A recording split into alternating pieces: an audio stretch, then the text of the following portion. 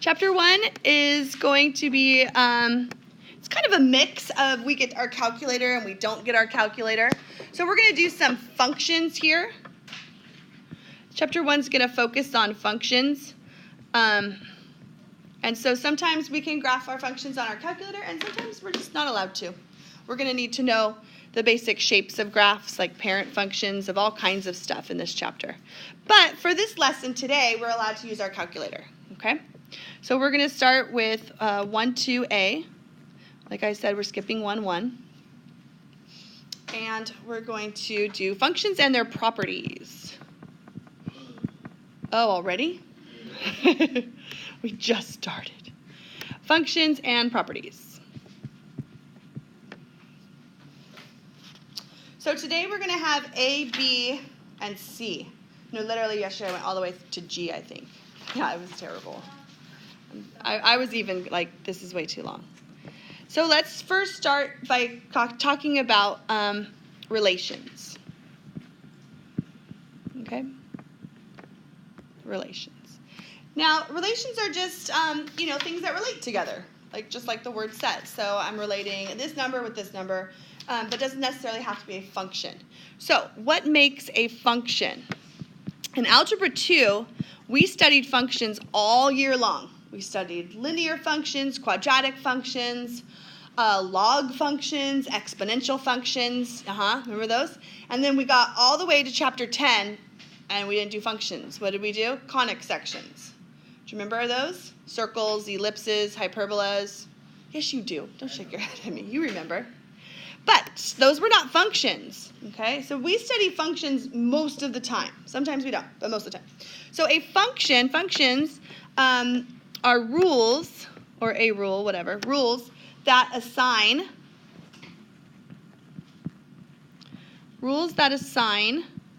every element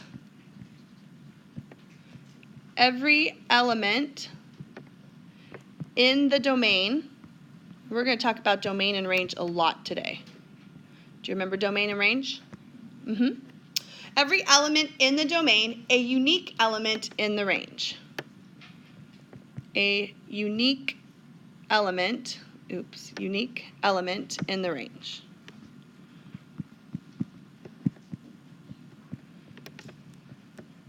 Okay? All right. I like to think of functions in a very, kid kind of a way. Like, for example, I make a little function machine. Do you remember this from last year? I do this? Yeah. Cowie did it too? Oh, no. So what I do is this. These are your X's, and they're going into this function machine, right? And in the function machine, beep, boop, beep, boop, something happens where it, changes the number and outspits a Y value, okay?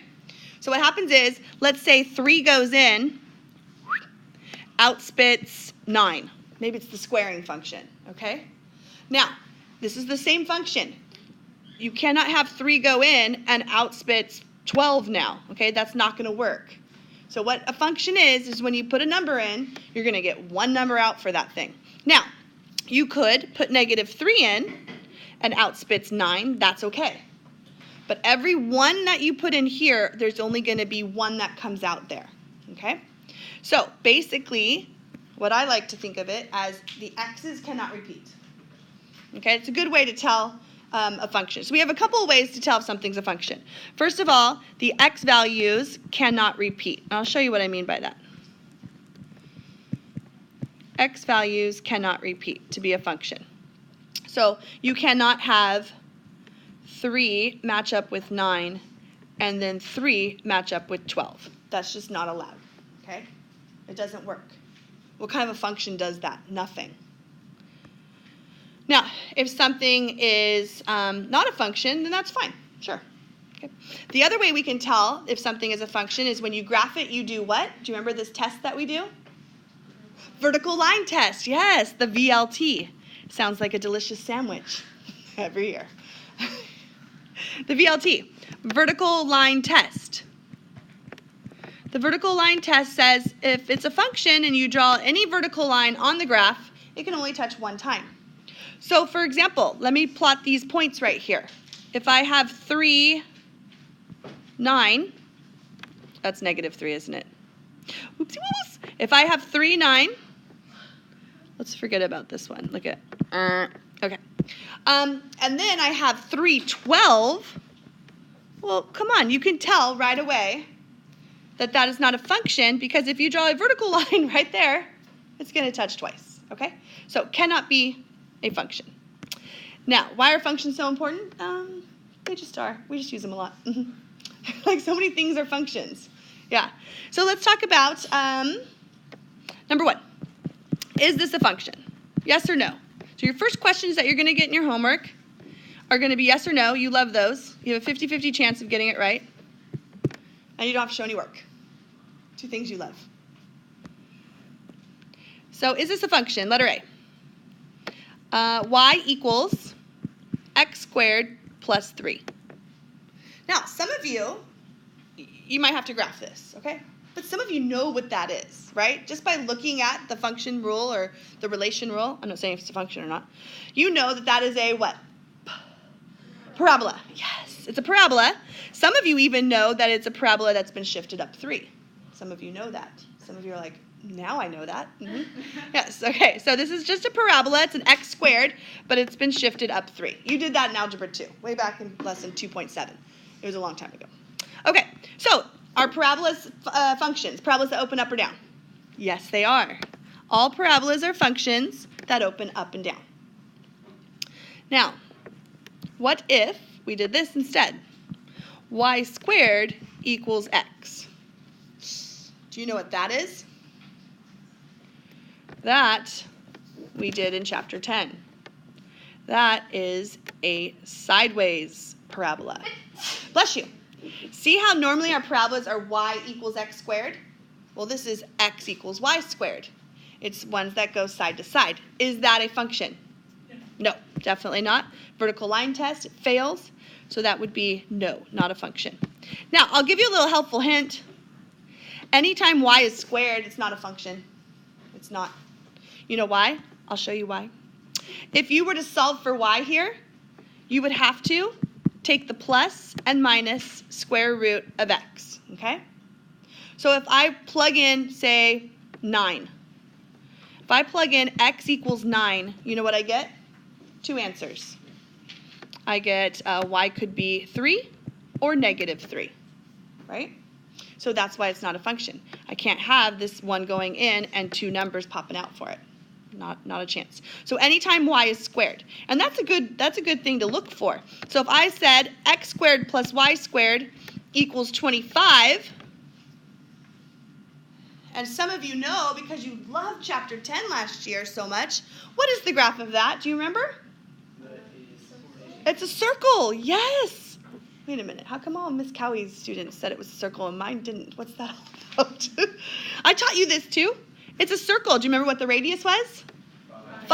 Oh, okay. Yeah, there it is. Phew. I know. It's hard, though, to remember everything that you learned. You can't, right?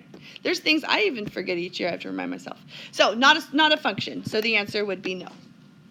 All right, so let's move on. I feel very confident in your is this a function, yes or no skills. So let's move on to part B. And we're going to discuss domain and range. Okay.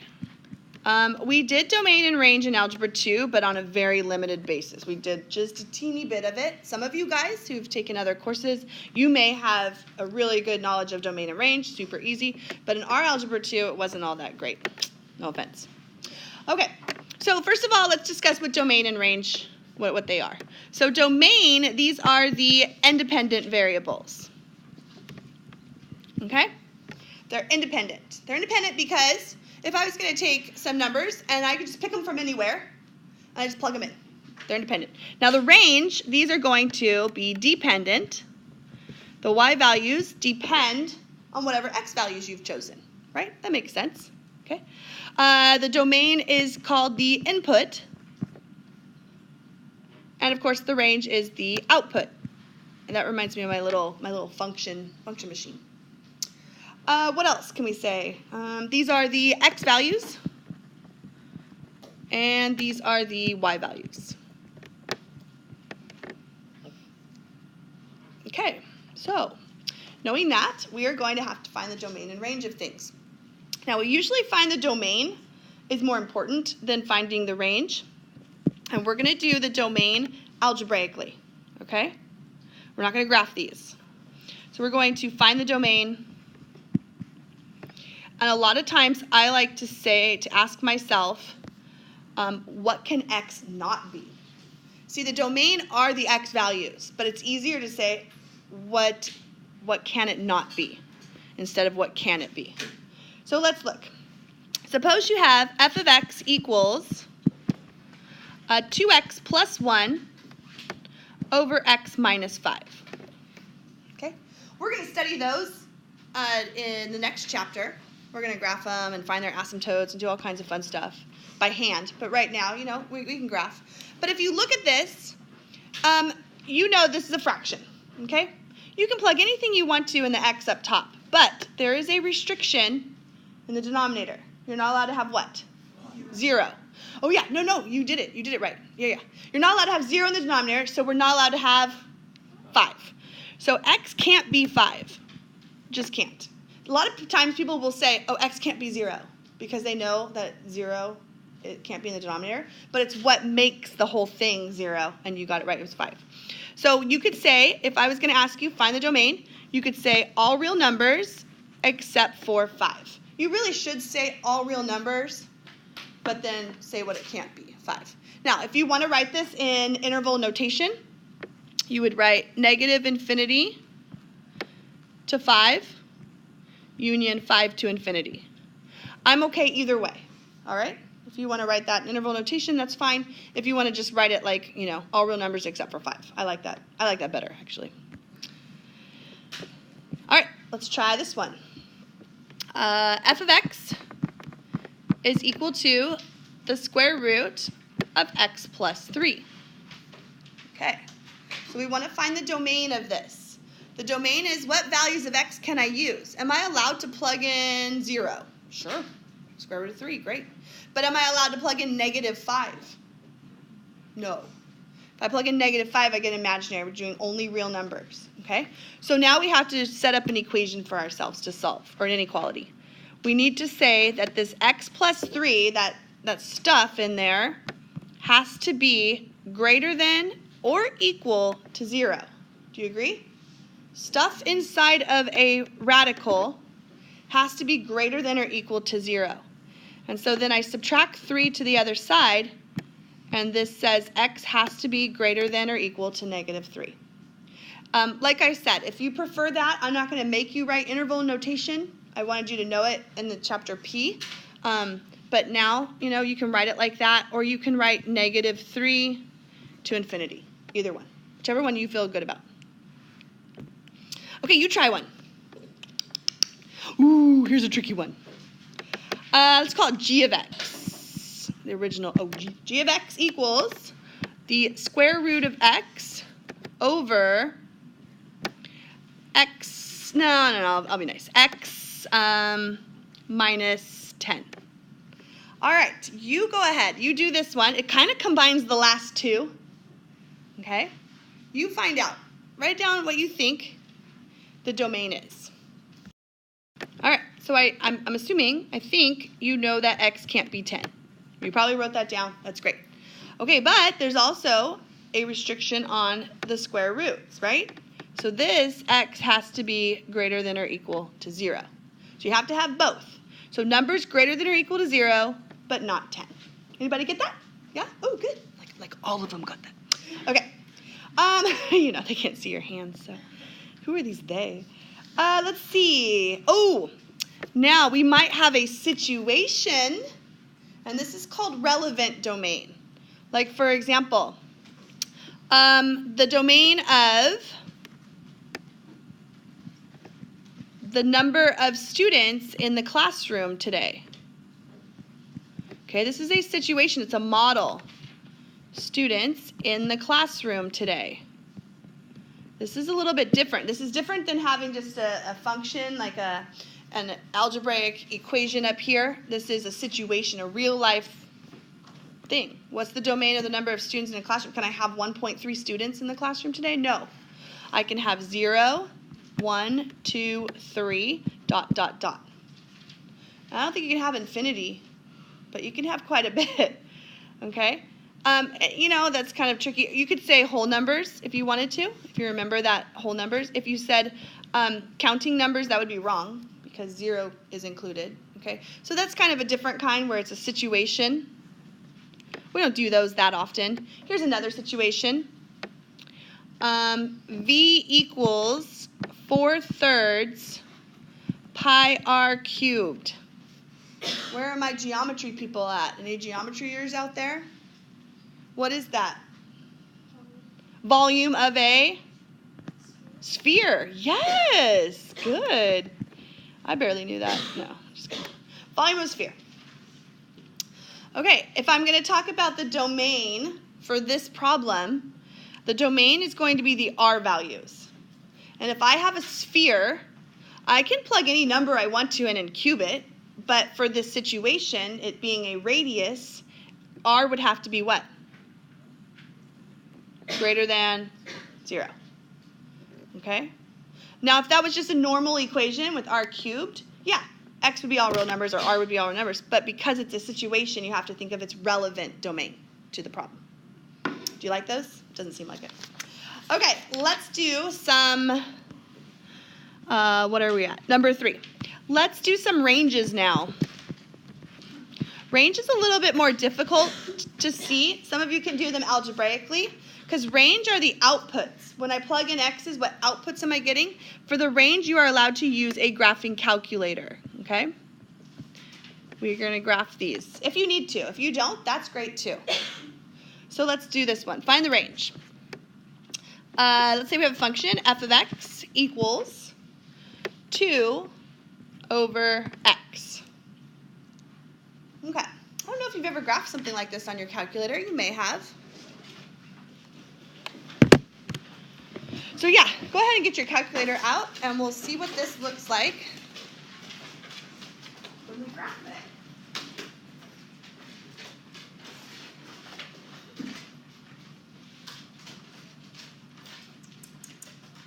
All right, so we graph this on our calculator. Y equals, my plots are on. I was doing some calculus yesterday. 2 divided by x.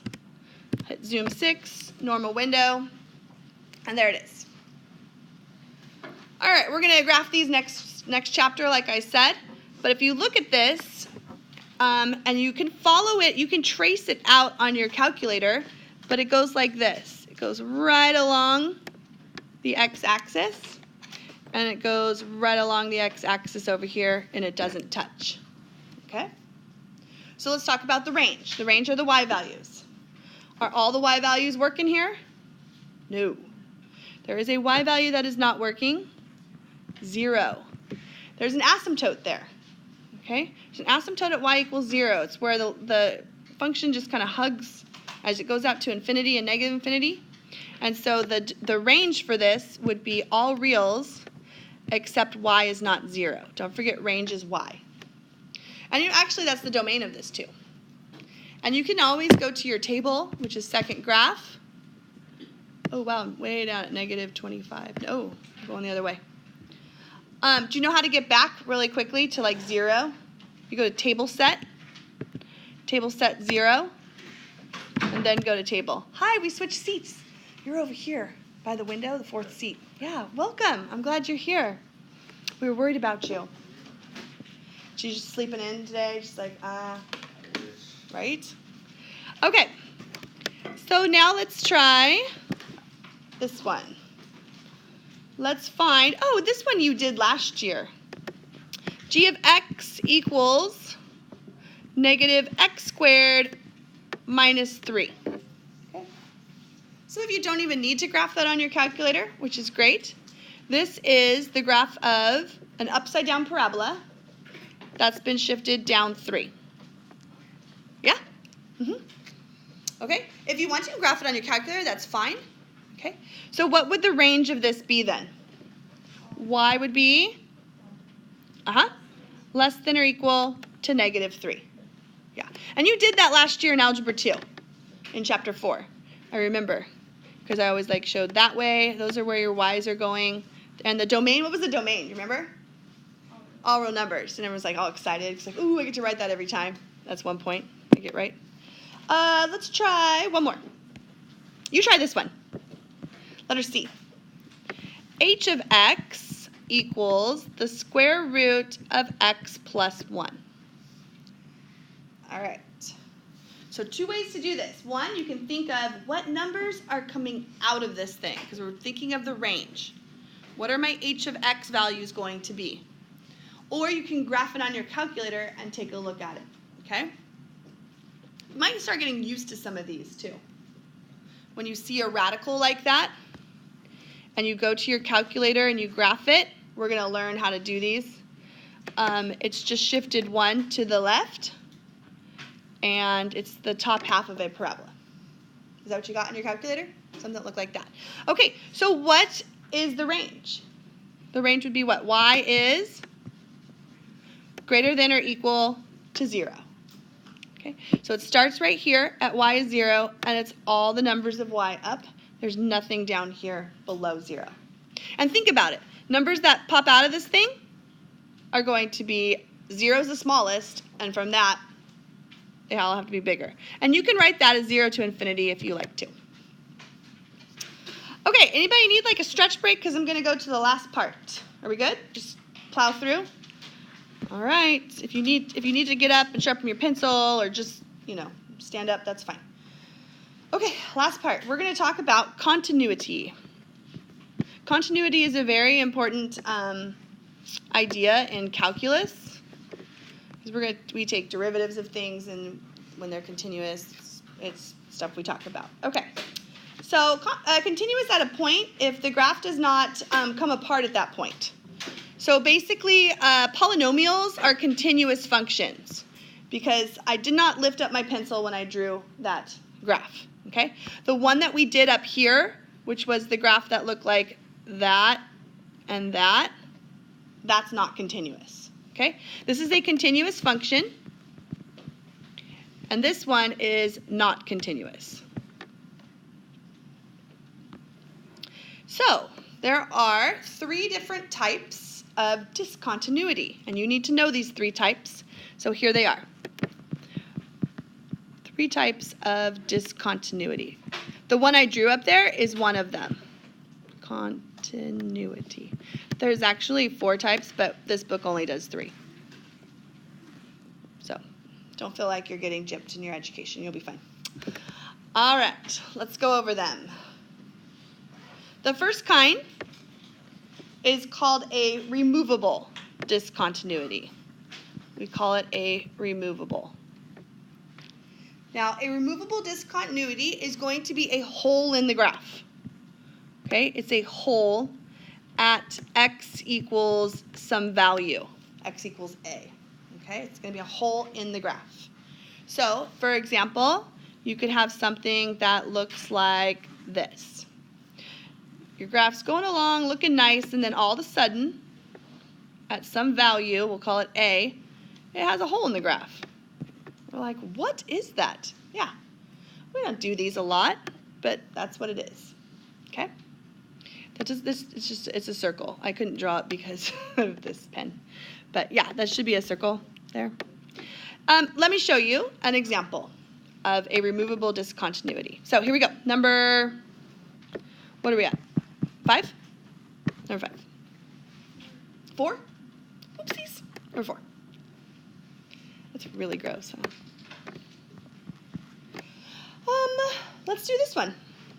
F of x equals x squared minus 9 over x minus 3. Okay, so let's talk about this real quick. Now, first of all, what is the domain of this function? What is the domain? Perfect. All reals, you said it right, except for 3. So we know there's an issue at 3, okay? There's a problem. What is it? Well, we know it's a hole in the graph because, I just told you it would be. But let's say we don't know. So let's find out what it is. We're going to go to our calculator, and we're going to graph this. Now, when you graph this, make sure that you put parentheses around the numerator and the denominator, okay? So we're going to write parentheses x squared minus 9 divided by parentheses x minus 3. And then graph. And you're going to be shocked because it's a line. And you're like, what? How can that whole thing, this is not linear, it doesn't look like a line. How can it be a line? Well, it's a special line. It's a line with a hole in it. But your calculator doesn't show you that hole. So do this. Hit the trace button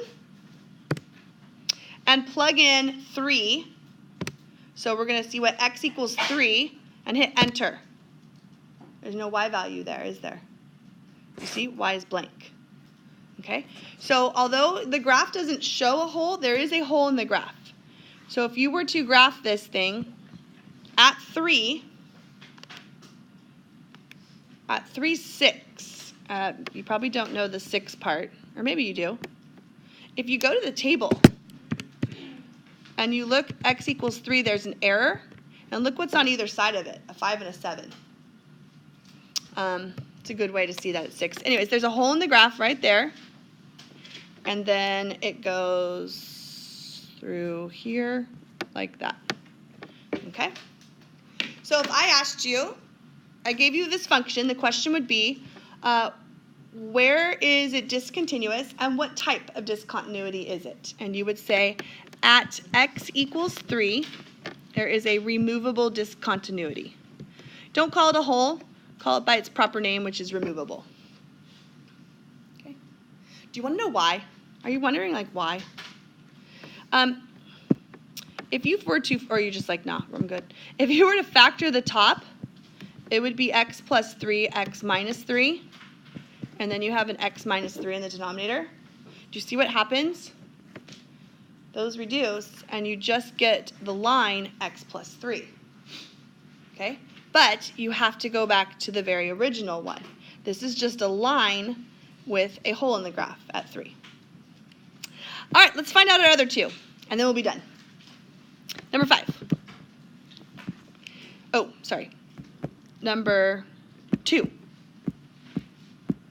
So we did 1 was removable, and now we're on to type number 2. Type number 2 is called a jump discontinuity. It's called a jump. Okay? It's not a hole in the graph. A hole doesn't jump. It actually, a hole just kind of goes, and then there's a blank, and then it keeps going on that same path. A jump is an actual, there's going to be a gap in the graph. The gap in the graph. So a picture of that could be something like this. You have some nice, beautiful graph, and then all of a sudden, at x equals a, it jumps up, and it keeps going. Okay? That's a gap. Do you see the difference between a jump and a hole, a removable? There's a gap there. All right, I'll give you a famous one. This is a really good one. Number 5. F of x equals the absolute value of x over x. Absolute value of x over x. Now think about this. If I were to make a table of values, I'm going to graph it on my calculator too. But if I were to make a table of values, then I plug in 0. Oh, you can't. Okay? So 0 is not allowed. Not allowed to do that. What if I plug in x equals 1? I get the absolute value of 1 over 1 is 1. What if I plug in 2? The absolute value of 2 over 2 is also 1. What about 3? You see a little pattern? 1. Okay, how about negative numbers? What if I plug in negative 1? What am I going to get? Negative 1. So the absolute value of negative 1 is 1 divided by negative 1. If I plug in negative 2, I get positive 2 over negative 2, which is negative 1. So when you go to graph this, you're going to get two flat lines. You see it? All right, so do you know where absolute value button is on your calculator? You go to math, over to num. So it's the absolute value of x divided by x. And you graph this. Oh, yeah. Isn't that cool? And we knew that from our little table over here. All of these are going to be negative 1 and then positive 1. And there's a jump there. It jumped from negative 1 to positive 1. And so what you would say is I would ask you, or the book would ask you, where is there a discontinuity and what kind is it? You would say at x equals 0. My drugs are ready. At x equals 0, I recorded that. And it would be called a jump. It's only Thursday, so, I'm getting ready for the weekend. Okay, last one. Last type, and one more example, and then we're done. Could you imagine? We would be halfway done after this. I did that to them yesterday. I know. Sorry, ham kids from period 2. I'm not that sorry. Okay, here we go. Number 3. Infinite discontinuity. Last kind. You've seen this already today. It's when your graph goes to infinity. Okay, so maybe, here we go, we have x equals a again. There's that rotten point of discontinuity. And maybe your graph goes like this. Okay? So it's not that there's a hole in the graph. It's not that there's a jump. It goes off to either negative infinity, or it splits. Okay? So that could also be an example if I had a here.